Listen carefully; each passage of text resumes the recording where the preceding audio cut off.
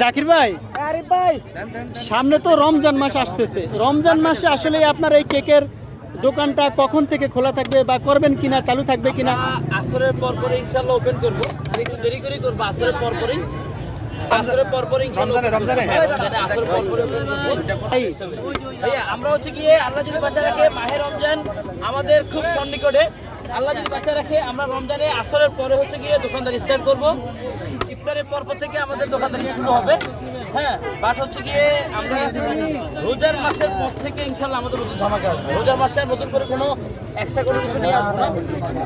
তো রোজার পরে যেহেতু সামনে রমজান এবং ইলেকশন দুটো একসাথে, যার কারণে দেশ আসলে কোন দিকে কোন মুভমেন্টে যাবে কোন দিক থেকে কোন দিকে যায় আসলে বলা যায় না। যার কারণে আমরা একটু কয়েকদিন বিজনেসটাকে আমরা একটু ইয়ে করবো, যাতে হচ্ছে গিয়ে সবাই সুবিধা হয়, সবার জন্য সুবিধা হয়।